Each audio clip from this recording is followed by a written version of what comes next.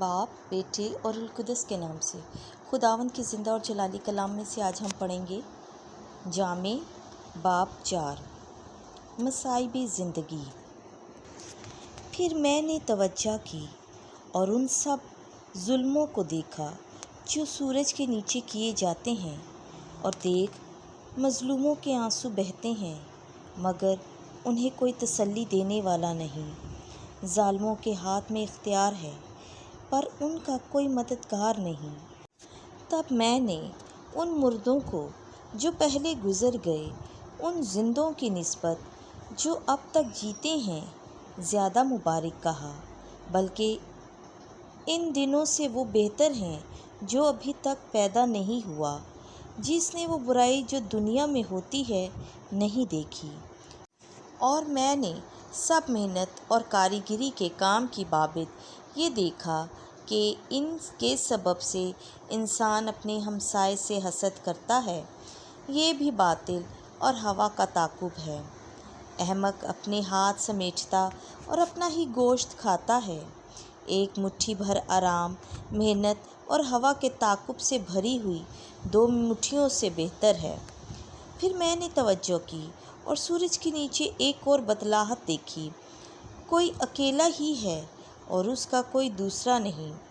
उसका न बेटा है न भाई, तो भी उसकी मेहनत की कहीं इंतहा नहीं, और उसकी आँख दौलत से सैर नहीं होती कि मैं किसके लिए मेहनत करता और अपनी जान को अच्छी चीज़ों से महरूम रखता हूँ। ये भी बातिल और सख्त रंज है। 1 से 2 बेहतर हैं, क्योंकि उनकी मेहनत से उन्हें बड़ा फ़ायदा है। जब उनमें से एक गिरे तो उसका साथी उसे उठाएगा, पर अफसोस उस पर जो अकेला है, क्योंकि जब वो गिरे तो कोई दूसरा नहीं जो उसे उठाए। फिर अगर वो इकट्ठे लेटें तो गर्म हो जाते हैं, लेकिन जो अकेला है वो कैसे गर्म होगा।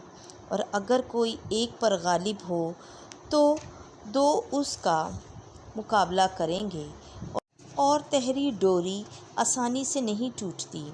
मस्कीन और दानिशमंद लड़का उस उम्र दराज और नादान बादशाह की निस्बत बेहतर है जो मशवरत की बातें नहीं सुनता। वो कैद खाने से रिहाई पाकर बादशाही करने आया, अगरचा वो अपनी संतलत ही में मोहताज पैदा हुआ। और मैंने देखा कि सूरज के नीचे तमाम जिंदगान उस दूसरे यानी उस नौजवान के साथ थे जो उसका जानशीन होने के लिए बर्पा हुआ। उन सब का जिनका वो पेश रू था कुछ शुमार ना था, तो भी उसके पीछे आने वाले उसकी खुशी में हिस्सा ना पाएंगे। ये भी बातिल और हवा का ताकुब है। लाइक इबादत।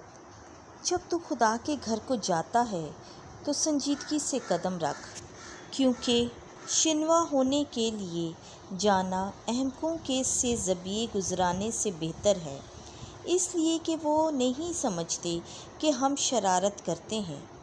खुदावंद की ज़िंदा और जलाली कलाम का पढ़ा, सुना और समझा जाना हम सब के लिए बाइस बरकत हो। आमीन।